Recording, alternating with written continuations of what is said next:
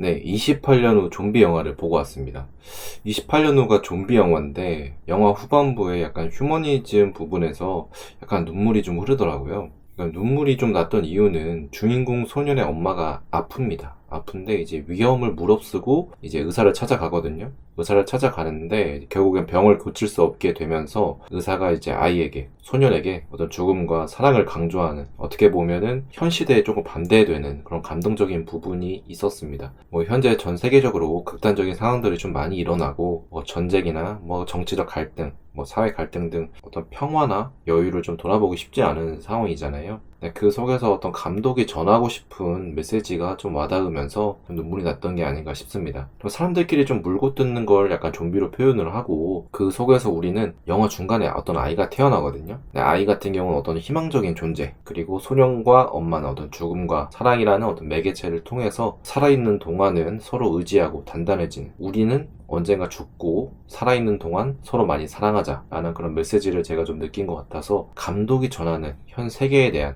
그런 메시지가 아닐까라는 생각이 들었습니다.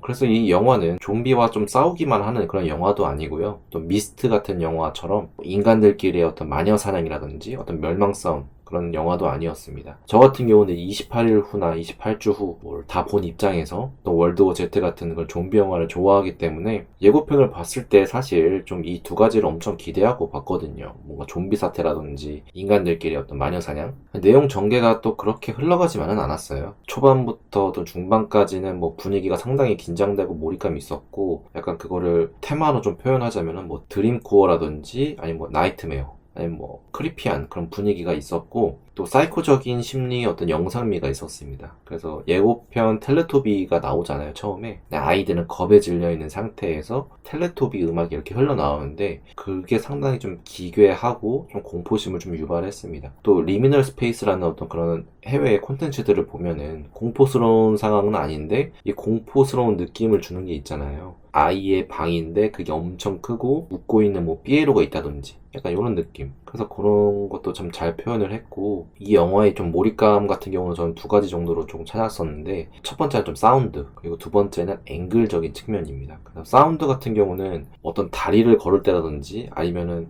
어떤 공간에 있을 때 이게 계속 뭐 나무가 삐그덕 소리가 계속 나고 하면서 이 사운드가 쉬질 않아요. 쉬질 않으면서 계속 좀 긴장감을 유발하는 그런 효과음들로 좀 가득 차 있고, 앵글 같은 경우는 좀 앵글을 좀 불편하게 일부러 좀 45도로 좀 기울인다든지 초점을 조금 흐리게 해가지고 좀 잘 안 보이는 듯한 느낌을 좀 준다든지 해가지고 28일 후에 어떤 감독 연출을 하다 보니까 또 비슷하게 그렇게 나오지 않아 싶었고, 총평을 하자면 또 후반부에 약간 뜬금없는 설정이 나오긴 해요. 그건 직접 보시면은 이제 어떤 느낌인지 아실 거라고 생각이 들고, 하지만 뭐 사운드와 어떤 앵글적인 측면에서 영화를 또 재밌게 만들었으니까, 완벽한 좀비 사태 어떤 그런 전쟁은 아니어서 좀 아쉬웠지만 그래도 좀비 영화 재미도 챙기고 또 휴머니즘의 또 여운도 있어서 괜찮게 또 볼만한 영화가 아니었나 라는 생각이 들었습니다. 네, 오늘 영상 여기까지고요. 다음에 또 뵙겠습니다. 감사합니다.